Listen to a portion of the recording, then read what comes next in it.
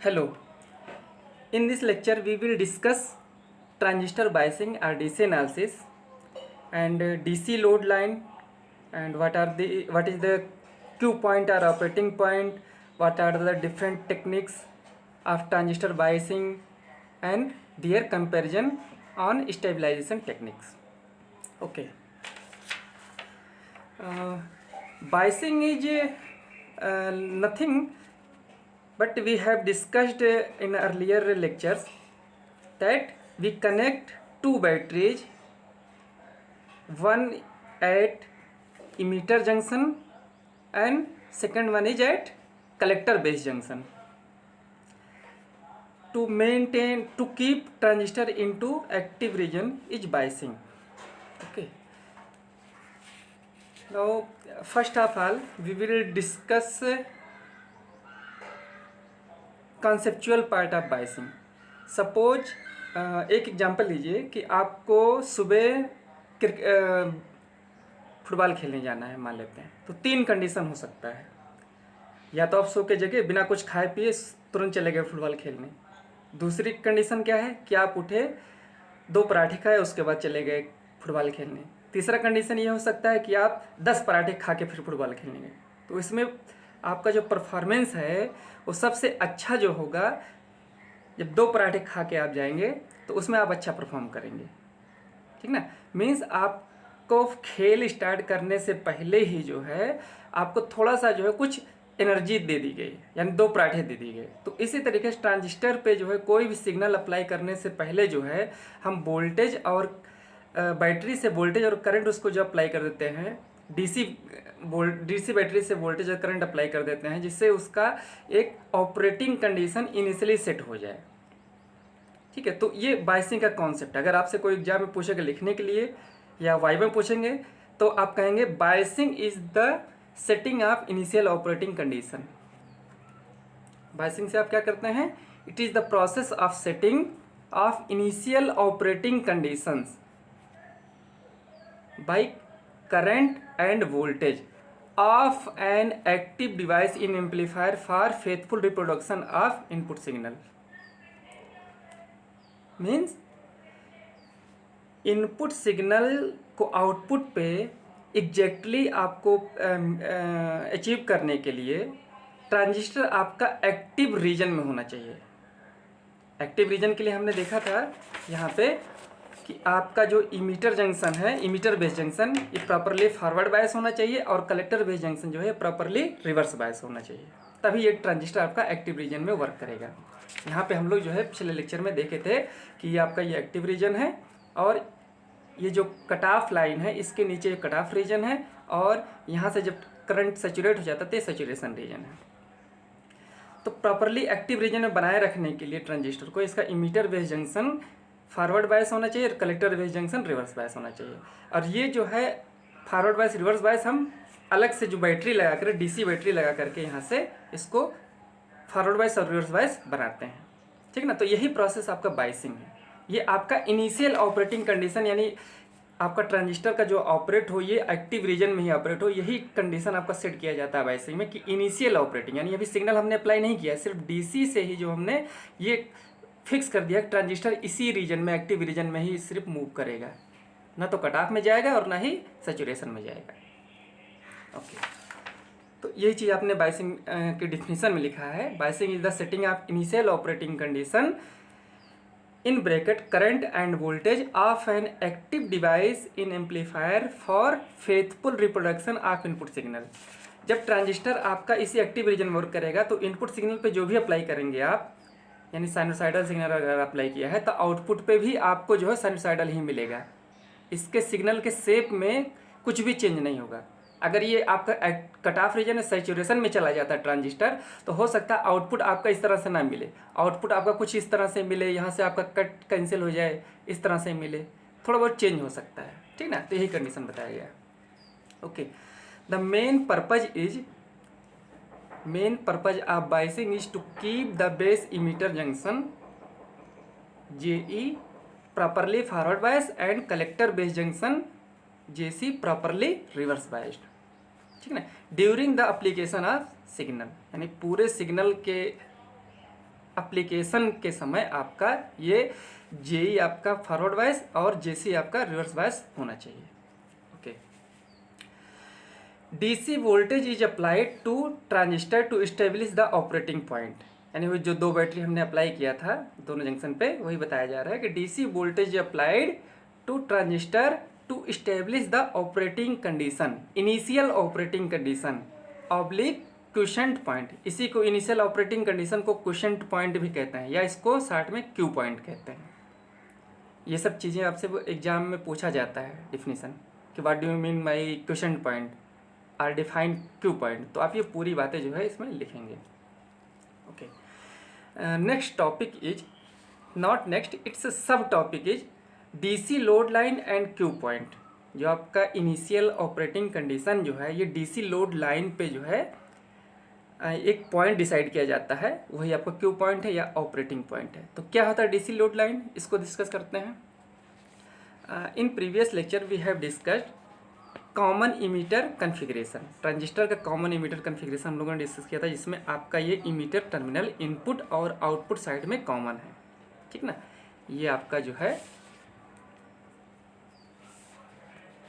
ये बेस है, ये इमीटर टर्मिनल है और ये कलेक्टर टर्मिनल है सी, ठीक है।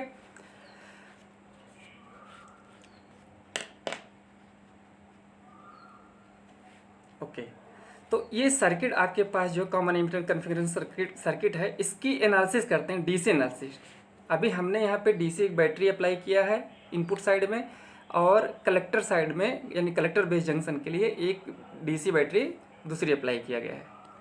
ये बैटरी इस जंक्शन को फॉरवर्ड बायस में रखेगा, और ये जो है दूसरी बैटरी जो है ये सेकंड जंक्शन को, आपका कलेक्टर जंक्शन को रिवर्स बायस में रखेगा, ठीक है ना। तो इसकी वजह से जो करंट फ्लो हो रहा है, ये आउटपुट करंट है आईसी और ये इनपुट करंट है आपकी आईबी, ये करंट फ्लो हो रहा है। तो इसकी अभी डीसी एनालिसिस लिखे ना कि हमने इस पर कोई भी इनपुट सिग्नल अप्लाई नहीं किया है, अभी ये सिर्फ इसको जो है प्रॉपरली बायस किया जा रहा है। ओके। इसके एनालिसिस करने के लिए बाई अप्लाइंग आउटपुट मेश में केवीएल अप्लाई करिए आप। किरचॉफ वोल्टेज ला, किरचॉफ वोल्टेज ला, किरचॉफ करंट ला आप लोग इंटरमीडिएट में पढ़ चुके हैं, तो आप जानते हैं कि कैसे अप्लाई किया जाता है। अप्लाई किया नहीं, अप्लाइंग केवीएल इन आउटपुट मेश, आउटपुट मेश में आप अप्लाई करिए किरचॉफ वोल्टेज ला। तो यहाँ देखिए आपका ये इस मेश में आपका करंट आईसी फ्लो हो रहा है, तो ये आपका हो जाएगा IC RC plus VCE minus VCC is equal to 0। इसको और सिंप्लीफाई करेंगे तो ये आपका आ जाएगा VCC is equal to IC RC plus VC, और सिंप्लीफाई करेंगे तो आईसी आपका आ जाएगा VCC minus VC divided by RC. ये इतना आप कर लेंगे। अब आगे बढ़ते हैं। आपने आउटपुट करंट का एक्सप्रेशन यहाँ पे कैलकुलेट कर लिया है। तो इसमें कंडीशन ये है कि आउटपुट करंट में इन्होंने मान लिया है कि इफ़ ये आपका VCE वोल्टेज इज 0, अगर ये हो जाता है तो हमको क्या मिलेगा, if VCE 0 then we get maximum output current और collector current, and that is IC max is equal to VCC upon RC। क्योंकि देखिए यहाँ पे IC आपका जो है VCC माइनस VCE है, अगर VCE 0 है तो VCC अपन RC, यही बचेगा आपका मैक्सिमम करंट। बस ये चीज़ बताया गया है। हम लोगों ने जो है ये आउटपुट कैरेक्टरिस्टिक है, output characteristic common emitter circuit का आउटपुट कैरेक्टरिस्टिक हमको पता है। आउटपुट कैरेक्टरिस्टिक मीन्स ये आपका जो है कलेक्टर इमीटर वोल्टेज बढ़ाने पर जो है आउटपुट करंट यानी आईसी करंट में क्या वेरिएशन हो रहा है, ठीक ना। तो हम जानते हैं कि इनिशियली जब आईबी करंट आपका 0 है यानी बेस करंट, तो ये इस तरह से कुछ ग्राफ मिलेगा, ठीक ना। व्हेन आईबी करंट इंक्रीजेज, यानी ये मान लो -5 माइक्रो एम्पियर अगर आईबी हो जाता है, ये -10 माइक्रो एम्पियर पे है, और ये -15 माइक्रो एम्पियर। ये IV की वैल्यू जैसे जैसे हम इंक्रीज करेंगे, बढ़ाएंगे, आपका जो है IC करंट भी इंक्रीज हो रहा है। तो ये कैरेक्टरिस्टिक हम जानते थे। अच्छा, ये जो अभी आपने KVL अप्लाई किया है, यहाँ पे KVL अप्लाई किया इस इक्वेशन इस सर्किट में, तो यहाँ से आपको क्या मिला है? मैक्सिमम करंट मिला है, आउटपुट करंट। तो इसको जो है, जो आउटपुट कैरेक्टरिस्टिक है उस पर प्लॉट करिए। मैक्सिमम करंट क्या हो सकता है? व्हेन VCE 0, यानी आपने जो है एज्यूम किया ना VCE = 0, तो क्या है, Y एक्सिस पे वोल्टेज का मान 0 होता है, यानी ये पॉइंट आपका जो होगा मैक्सिमम करंट। इसी तरीके से मैक्सिमम वोल्टेज क्या हो सकता है? मैक्सिमम वोल्टेज पे जहाँ करंट 0 होगा, मैक्सिमम वोल्टेज आपका VCC हो सकता है, क्योंकि आपने यहाँ पे बैटरी VCC ही लगाया है, ठीक ना। तो मैक्सिमम वोल्टेज इसके क्रॉस VCC ही हो सकता है। तो ये जो पॉइंट आपका VCC है। तो आपको 2 पॉइंट मिल गया, एक पॉइंट ये मैक्सिमम वोल्टेज और एक पॉइंट मैक्सिमम करंट। इन दोनों को अगर आप एक स्ट्रेट लाइन से जोड़ देंगे, इन दोनों पॉइंट को स्ट्रेट लाइन से जो हमने पहले से जोड़ रखा है, इसको जोड़ देंगे, तो यही आपकी DC लोड लाइन है, ठीक ना। यही आपकी DC लोड लाइन है। DC लोड लाइन कहाँ से मिला आपको?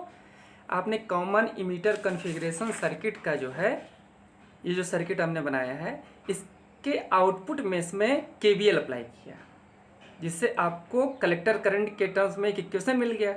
तो कलेक्टर करंट के टर्म्स में इक्वेशन आपने मैक्सिमम कलेक्टर करंट जो है फाइंड किया, इसको पुट कर दिया, और मैक्सिमम वोल्टेज VC वोल्टेज आपने फाइंड किया और इसको पुट किया, फिर इन दोनों पॉइंट को मिला दिया। इसी जो मिलाने वाली जो लाइन है, यही आपकी DC लोड लाइन है।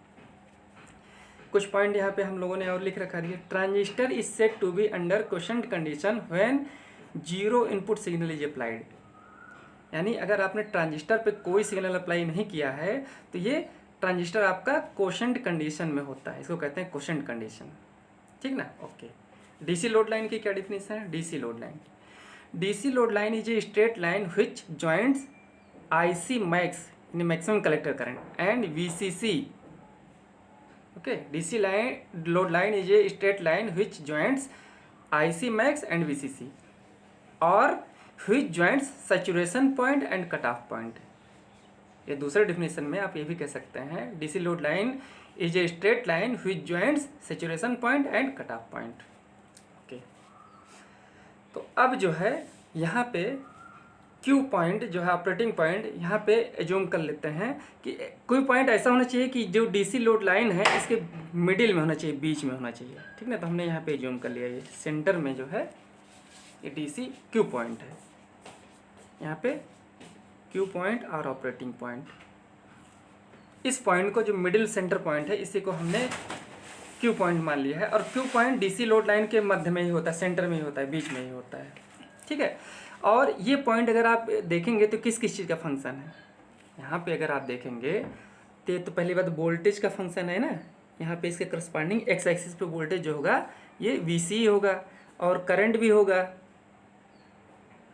Y एक्सिस पे, यहाँ करंट IC होगा, है ना। और IB करंट तो है ही ऑलरेडी, IB इस पॉइंट पे तो है ही है, क्योंकि ये जो ग्राफ बना है ये सभी किसी पार्टिकुलर बेस करंट IB के लिए है। जैसे IB 0 के लिए ये ग्राफ है, -5 माइक्रो एम्पियर IB के लिए है, -10 माइक्रो एम्पियर बेस करंट के लिए है। तो Q is a function of IB, IC and VCE, ठीक है। तो Q आपका जो है ऑपरेटिंग पॉइंट किस किस पे डिपेंड करता है? Input current, base current, input current को या बेस करंट कहते हैं, इनपुट करंट या base current IB, output current या कलेक्टर करंट IC, और आपका जो है collector to emitter voltage VCE। इन तीनों का फंक्शन है। यानी अगर इसमें IB, IC या VCE में से तीनों कोई भी चेंज होगा, या कोई 2 या कोई 3 चेंज होगा, तो ऑपरेटिंग पॉइंट भी आपका चेंज होगा। जबकि आपका पर्पज ये है कि ऑपरेटिंग पॉइंट आपका स्टेबल हो, यानी इसी सेंटर में हो, ज़्यादा ये जो है सैचुरेशन की तरफ ना जाए, ना ज़्यादा कट ऑफ की तरफ जाए, सेंटर में बना रही हमारा डिजायर कंडीशन है। तो सेंटर में बनाए रखने के लिए हमको IB, IC, VC में वेरिएशन को कम रखना है, या अगर इसमें वेरिएशन हो तो कुछ कंपनसेट करना है, है ना। तो वो डिफरेंट टेक्निक्स में हम देखेंगे, डिफरेंट बाइसिंग टेक्निक में कैसे IB IC और VC में वेरिएशन से बचा जाए, या अगर वेरिएशन होता है तो उसका कंपनसेशन क्या है ना, रेमेडी क्या है, उसका इलाज क्या है। ये आपका क्यू पॉइंट हो गया, डिसाइड कर लिया। तो यहाँ पे भी लिखा है हमने पॉइंट में, Q point or operating point or question point भी इसी को कहते हैं, ठीक है ना। Q point is a function of IB IC and VC, जो कि हमने यहाँ पे फिगर से ग्राफ से देखा, and is temperature sensitive. Temperature sensitive यानी अगर जंक्शन का टेम्परेचर बढ़ेगा तो भी आपका ऑपरेटिंग पॉइंट जो है डिस्टर्ब होगा, ठीक ना। तो ये अभी तक हम लोगों ने पढ़ा बाइसिंग क्या होती है, बाइसिंग का पर्पज क्या है, DC लोड लाइन कैसे हम कैलकुलेट करते हैं, डिसाइड करते हैं, ड्रॉ करते हैं, फिर क्यू पॉइंट क्या होता है, क्यू पॉइंट किस किस वेरिएशन, किस किस करंट पे या वोल्टेज पे डिपेंड करता है, और इसको स्टेबलाइज करना है। इतनी चीज़ें हम लोगों ने पढ़ा। अब हम लोग डिस्कस करेंगे what are the different types of biasing. Biasing अगर करते हैं तो उसके डिफरेंट टाइप्स क्या है। First one is fixed bias, fixed biasing और फिक्स्ड बायस इसको कहते हैं। तो फिक्स्ड बायस में क्या है, यहाँ पे फिगर में देखिए सर्किट में, इसके इनपुट साइड यानी बेस पे एक वोल्टेज अप्लाई कर दिया गया है, ये VBB है, VBB, और ये है VCC, और आउटपुट साइड में एक बैटरी कनेक्ट कर दिया गया है। सिंपल, एक रजिस्टर आपके बेस पे है और एक रजिस्टर आपके कलेक्टर पे है। आपका इनपुट करंट जो है IB है, आउटपुट करंट IC है, ठीक ना। दो बैटरी यहाँ पे लगा। इसका मॉडिफाइड वर्जन जो है, मॉडिफाइड सर्किट, मॉडिफाइड वर्जन जो है, इसमें क्या है कि ये देखिए, ये सर्किट में क्या है कि एक ही बैटरी यूज किया गया है। दो बैटरी अगर आप यूज करेंगे सर्किट में तो सर्किट आपका जो है हैवी हो जाएगा, और जो है ये ज़्यादा कॉस्टलियर भी हो जाएगा। दो बैटरी यूज करेंगे आप, और सर्किट भी आपका जो है लार्ज इन साइज हो जाएगा। तो यहाँ से ये सर्किट, यहाँ से आपका अगर आप जो है एक ही बैटरी यूज करेंगे, सेम फंक्शन ये सर्किट प्रोवाइड करेगा, तो ये सर्किट में क्या क्या एडवांटेज हो जाएंगे, यहाँ पे एक बैटरी यूज होगा तो सर्किट आपका चीपर भी हो जाएगा और साथ ही साथ कॉम्पैक्ट भी हो जाएगा, लाइट इन वेट भी रहेगा, ठीक है ना। तो ये फ़ायदा है इसका। तो इसकी जो है, इसमें क्या हमने किया है कि ये जो बेस है एक रजिस्टर के थ्रू VCC से कनेक्ट कर दिया गया है, और VCC से दूसरे रजिस्टर के थ्रू आपका कलेक्टर कनेक्ट ही है, ठीक ना। और आपके इमीटर टर्मिनल को ये ग्राउंड कर दिया गया है। ये आपका कलेक्टर टर्मिनल है, ये बेस है, और ये आपका इमीटर है। यानी बेस और इमीटर के बीच जो आपका पोटेंशियल है वो आपका VBE है, VBE, और कलेक्टर इमीटर के बीच जो वोल्टेज है वो आपका VCE है, VCE। जिधर बैटरी का पॉजिटिव टर्मिनल, वो टर्मिनल आपका पॉजिटिव होता नहीं, यहाँ कलेक्टर पॉजिटिव है और इमीटर नेगेटिव। इधर देखेंगे तो बेस आपका पॉजिटिव है और इमीटर आपका नेगेटिव है, ठीक है। अब इसकी एनालिसिस कीजिए, यानी इसकी एनालिसिस करने का मतलब इसके आउटपुट और इनपुट करंट में क्या रिलेशन है, ठीक ना। तो आपका जो है कलेक्टर के थ्रू जो फ्लो हो रहा है वो आपका करंट IC होगा, यानी आउटपुट करंट IC, और जो बेस में करंट फ्लो हो रहा है ये आपका होगा IB। तो इसके आउटपुट, सॉरी, इनपुट मेश में KVL अप्लाई करिए। यहाँ पे आप लिखेंगे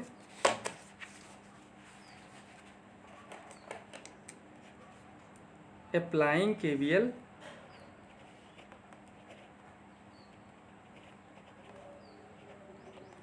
इन इनपुट मेश। इनपुट मेश में आप जब अप्लाई करेंगे तो क्या होगा, यहाँ पे equation IB RB plus VBE is equal to VCC, ये वोल्टेज आपका आ जाएगा, ठीक है। इसको और थोड़ा सा जो है सिंप्लीफाई करेंगे आप तो आपको मिल जाएगा IB इज इक्वल टू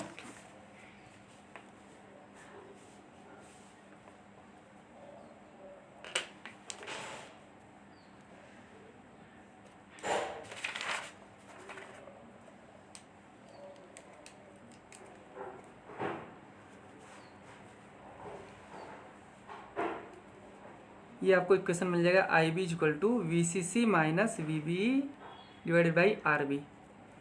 आप इक्वेशन को सिंप्लीफाई करेंगे तो ये मिल जाएगा। दूसरा, आप हम जानते हैं कॉमन इमिटर कन्फिग्रेशन में जो है आई सी इक्वल टू होता है बीटा टाइम्स आई बी, है ना। करंट गेन बीटा की डिफिनीशन क्या था, beta is the ratio of output and input current, I C I B. तो आई सी इक्वल टू हो जाएगा बीटा आई बी। ये सब चीज़ें हम लोग जानते हैं, ठीक ना।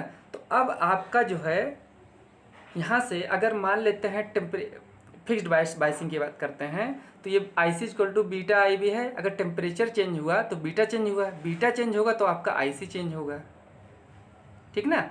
या अगर आपका जो है ये आई बी तो यहाँ पे कांस्टेंट है, B C C V V R B ये आपका कांस्टेंट, आई बी तो मान लो नहीं चेंज होगा, लेकिन आई सी आपका टेम्परेचर डिपेंडेंट है।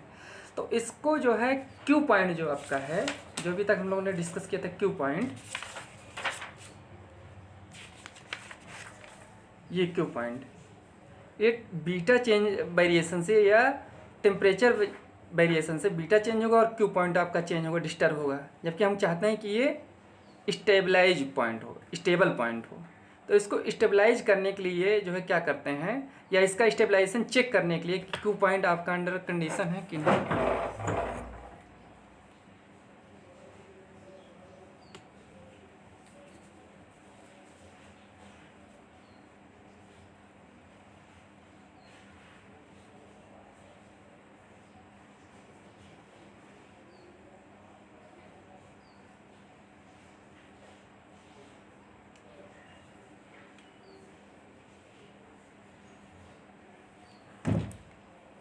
ओके,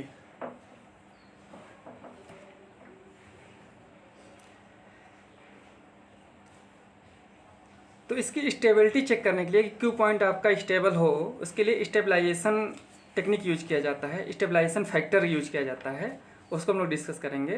तो यहाँ पे ये भी पूछ लिया जाता है, what do you mean by stabilisation. Stabilisation technique are provided to stabilise the Q point against किसके against, variation in temperature. Second is beta variation of temperature. Third is replacement of old transistor with new transistor. तो ये stabilisation का definition है। Stabilisation technique are provided to stabilise the Q point against variation in temperature, variation in beta, variation and replacement of old transistor with new transistor. Okay, now to calculate numerically how the Q point are stabilized or not, we use a term stabilization factor. Stabilization is analyzed with stability factor, and stability factor is defined as by this equation. Stability factor S is equal to 1 plus beta divided by 1 minus beta into change in input current with respect to change in collector current, और del I B upon del I C. इस equation को आप लोग याद करके रखिएगा, ये equation important है, ठीक है। इसका डेरिवेशन हम आपको नहीं बता रहे हैं कि ये स्टेबलाइजेशन फैक्टर का इक्वेशन कैसे आया।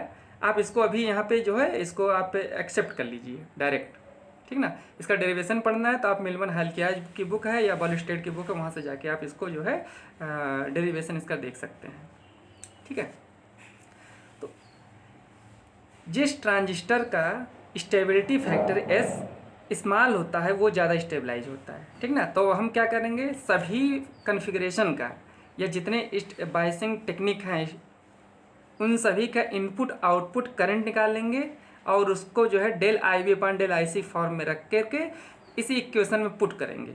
अगर स्टेबिलिटी फैक्टर आपका जो है लार्ज हुआ तो वो आपका जो है अनस्टेबलाइज बाइसिंग होगा, अगर स्मॉल होगा एस की वैल्यू तो आपका जो है स्टेबल बाइसिंग टेक्निक होगा, ठीक ना। तो अब हम सभी का जो है जितने बाइसिंग टेक्निक है सभी का इनपुट आउटपुट करंट रिलेशनशिप को कैलकुलेट करेंगे। अभी हम जैसे फिक्स्ड बाइस का यहाँ निकाल चुके हैं, फिक्स्ड बाइस का इनपुट करंट आपका है I B V C C minus V V upon R B, और आउटपुट करंट का रिलेशन क्या है, I C equal to beta I B. ये चीज़ हम लोग जान चुके हैं, दो इक्वेशन हमको पता है। तो इसी को del I B upon del I C form में जो है कैलकुलेट करते हैं, फिर बाद में जो है इसी स्टेबिलिटी फैक्टर इक्वेशन में पुट कर देते हैं। तो यहाँ देखिए निकाला गया है stability factor for fixed by circuit is, ये इक्वेशन तो दिया ही गया है यहाँ पे, ये हम जानते हैं, we know, and we also know that I V is calculated by applying Kirchhoff's voltage law in input mesh, and we got I V equal to V C C minus V B upon R B, इसको हम निकाल चुके हैं। अब इसका जो है del I B upon del I C निकालिए, del I B upon del I C, ये हो जाएगा 0। क्यों? क्योंकि we C C battery voltage ये भी कांस्टेंट है, वी बी ये भी कांस्टेंट वोल्टेज है ना, आपका सिलिकॉन के लिए 0.7 वोल्ट हो जाता है। आर बी आपने रजिस्टर कोई लगाया है, ये भी कांस्टेंट है, तो कांस्टेंट का आप डिफरेंशियल लेंगे तो 0 होता है, आप लोग जानते हैं। तो स्टेबलाइजेशन फैक्टर क्या आ जाएगा आपका, यहाँ से डिनोमिनेटर में ये 0 हो जाएगा, तो 1 प्लस बीटा अपान 1, यानी 1 plus beta means fixed by circuit is unstable since beta 1 plus beta is very large value. Beta की वैल्यू हमने बताया था कहाँ से कहाँ तक वेरी करता है, 20 to 500, है ना। अगर बीटा की वैल्यू 100 हुआ, एक टिपिकल वैल्यू हमें जूम करते हैं, तो स्टेबिलिटी फैक्टर की वैल्यू हो जाएगी 1 प्लस 100, जो कि बहुत ही बड़ी संख्या है, लार्ज है, ठीक ना। तो ये आपका फिक्स बायस सर्किट जो है, फिक्स बायसिंग टेक्निक जो भी हम लोगों ने यहाँ पढ़ा है, ये अनस्टेबल है, ठीक ना। यहाँ पे हमने स्टेबिलिटी फैक्टर से कैलकुलेट कर लिया, okay.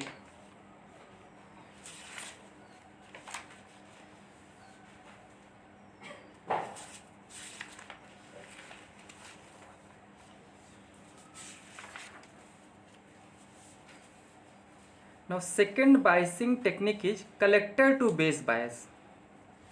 Second biasing technique is collector to base bias.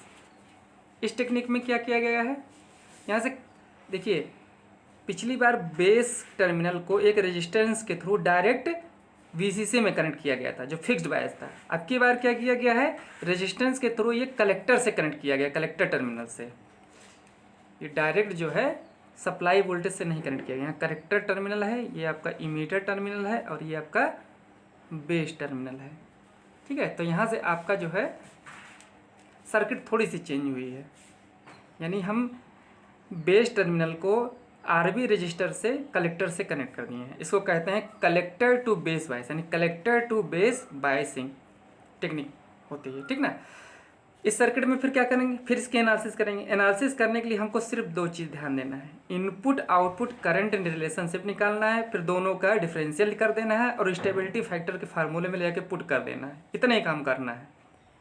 Circuit का कनेक्शन ये है, आपने समझ लिया है।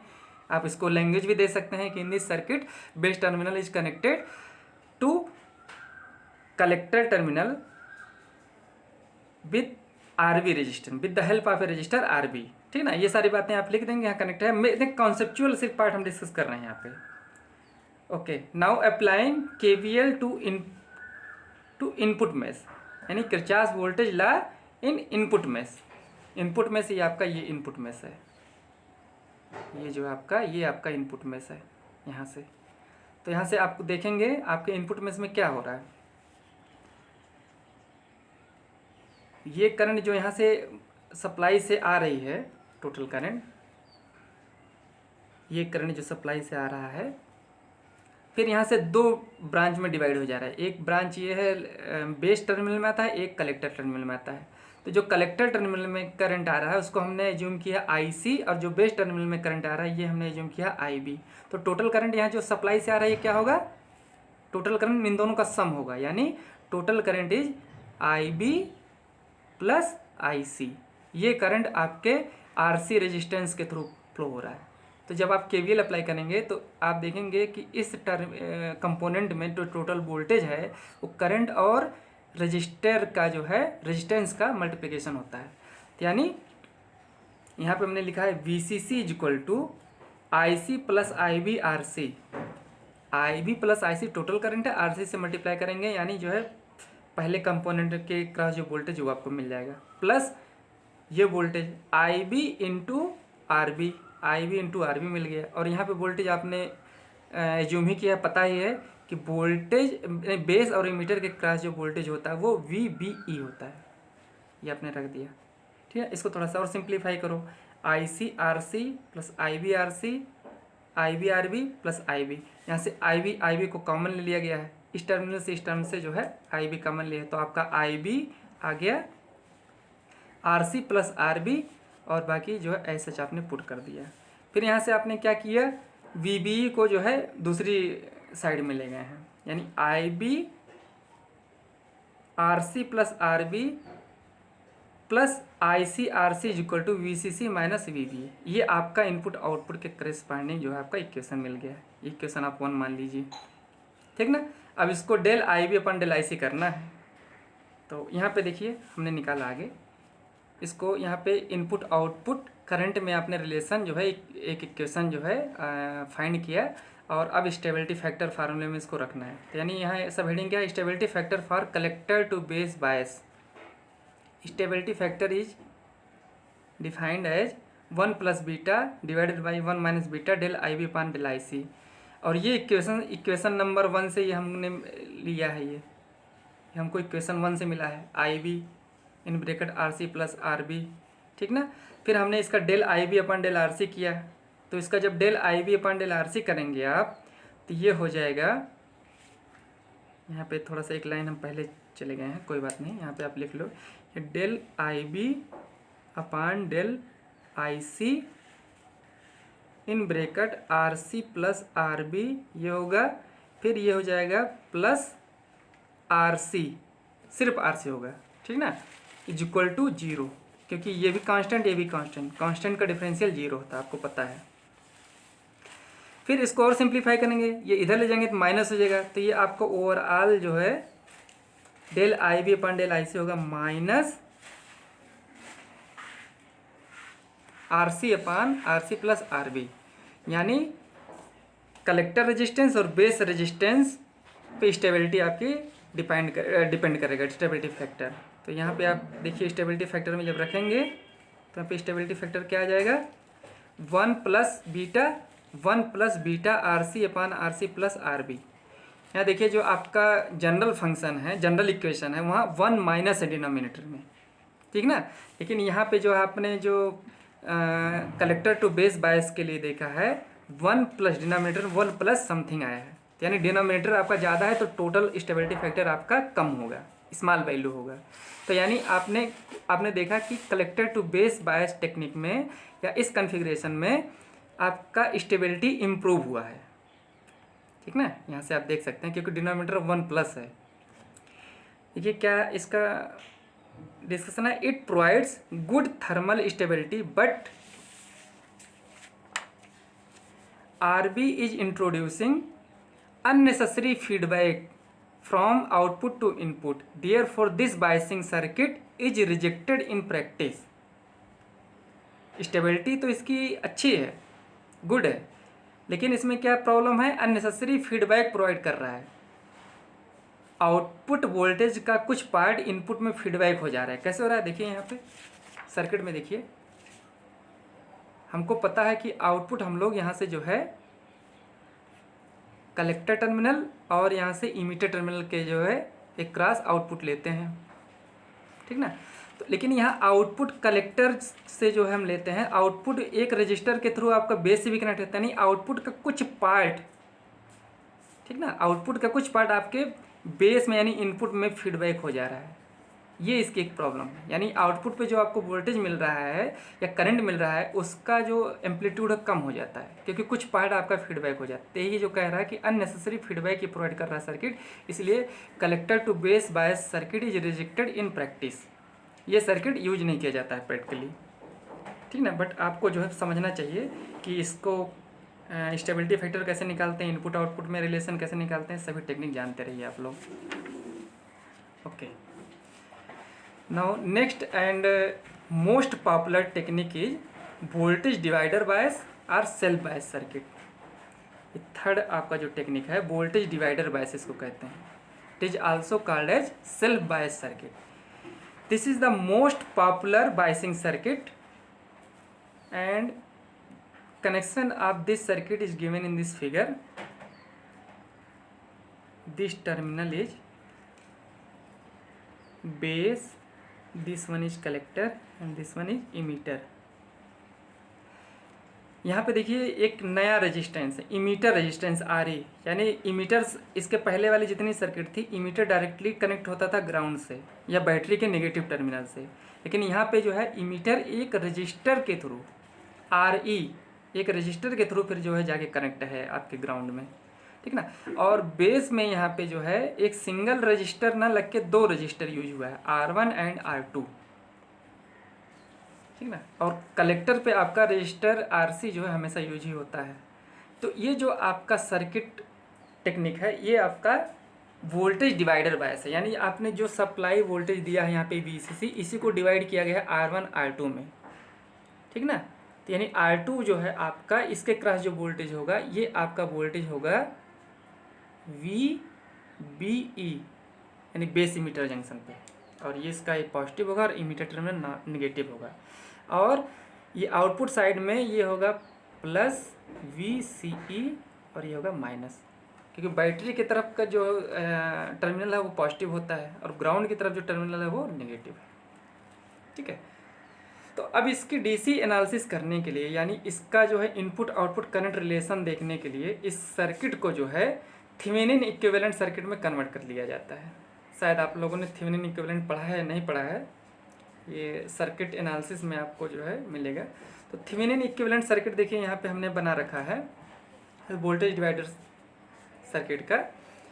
तो R1 और R2 का एक इक्विवेलेंट सर्किट जिसको कहते हैं थेवेनिन इक्विवेलेंट रेजिस्टेंस, RTH, ये थेवेनिन की स्पेलिंग है THEVENIN, Thevenin. Thevenin equivalent resistance जो है यहाँ पे बेस में कनेक्ट है, और थेवेनिन इक्विवेलेंट वोल्टेज, यानी जो वोल्टेज आपका R2 के क्रॉस आ रहा था वो आपके VB पे था, तो इन दोनों का वोल्टेज का थेवेनिन इक्विवेलेंट, ये वोल्टेज यहाँ पे एक एज्यूम करके कनेक्ट कर दिया गया है बेस पे VTH, जहाँ पे थेवेनिन इक्विवेलेंट वोल्टेज और रेजिस्टेंस की वैल्यू कैसे कैलकुलेट करते हैं। थेवेनिन इक्विवेलेंट वोल्टेज जो होता है यहाँ पे वोल्टेज डिवाइडर रूल लगता है। वोल्टेज डिवीजन रूल क्या होता है कि जिस रेजिस्टेंस के क्रॉस आपको वोल्टेज निकालना है, यानी voltage cross R2 is equal to total voltage into R2 divided by R1 plus R2, उसको न्यूमरेटर में रखते हैं, बाकी दोनों रेजिस्टेंस का सम जो है डिनोमिनेटर में रख देते हैं आप। ये आपका वोल्टेज डिवीजन रूल है। तो यहीं पे देखिए यूज किया गया है, वोल्टेज डिवाइडर रूल से थेवेनिन वोल्टेज कैलकुलेट कर लिया गया है, और थेवेनिन रेजिस्टेंस जो होता है ये दोनों रेजिस्टर का पैरेलल कॉम्बिनेशन होता है, यानी R1 R2 का पैरेलल इक्विवेलेंट जो होता है वो आपका थेवेनिन रेजिस्टेंस है। ये ओवरऑल थेवेनिन सर्किट है, Thevenin equivalent voltage divider bias circuit का इक्विवेलेंट थेवेनिन इक्विवेलेंट सर्किट है, जिसको आप DC एनालिसिस करेंगे। Okay, now applying KVL at the input mesh. Input mesh में आपको KVL अप्लाई करेंगे इस थेवेनिन सर्किट में। तो ये देखिए ये आपका इनपुट मेश है, इसमें KVL अप्लाई करिए। VTH is equal to IERE plus VBE plus IBRTH, यानी VTH is equal to IB current इसमें फ्लो हो रहा है इस डायरेक्शन में, IBRTH प्लस VBE प्लस आपका यहाँ करंट इमीटर करंट में ये IE करंट फ्लो हो रहा है, इमीटर करंट में IERE, इन दोनों को आप रख देंगे तो ये आपका इक्वेशन बन जाएगा KVL में। फिर IE की जगह पे आप जानते हैं IE is equal to, transistor का जब पहला लेक्चर हम लोग पढ़ा था जानते थे emitter current is equal to collector current plus base current, ये हम जानते हैं। तो इसको यहाँ पे पुट करके रख दिया गया है, इसको और सिंप्लीफाई किया गया है, ठीक ना, यहाँ पे और सिंप्लीफाई किया गया है, आप ये सिंप्लीफिकेशन कर लेंगे खुद से। तो यहाँ पे जो है एक फाइनल आपका IB करंट, IC करंट और जो है वोल्टेज थेवेनिन इक्विवेलेंट वोल्टेज में एक इक्वेशन मिल गया है। इस इक्वेशन को आप इक्वेशन 1 मान लो। अब इसी को डेल IB अपन डेल IC कर लो, इसी का कलेक्टर करंट के रेफरेंस में डिफरेंशिएशन कर लीजिए। उसके बाद आपका जो है जो स्टेबिलिटी फैक्टर का इक्वेशन है वहाँ पे पुट कर दीजिए ले जा करके। देखिए यहाँ पे किया है हमने, stability factor for voltage divider bias circuit. Stability factor ये हम लोग जानते हैं, इसका ये इक्वेशन है S equal to 1 plus beta divided by 1 minus beta del I B upon del I C, ये होता है। इक्वेशन 1 से हमको ये पता है, अभी जो हमने इनपुट मेश में अप्लाई करके KVL अप्लाई करके जो निकाला है, तो इसका del I B upon del I C कर लीजिए। तो del I B upon del I C क्या हो जाएगा, del I B upon del I C, bracket के अंदर जो कांस्टेंट वैल्यू ऐसे पुट रहेगा, फिर यहाँ आ जाएगा डेल, ये आई सी अपॉन आई सी करेंगे, खाली आर ही बचेगा। थोड़ा एक लाइन हम और कर देते हैं।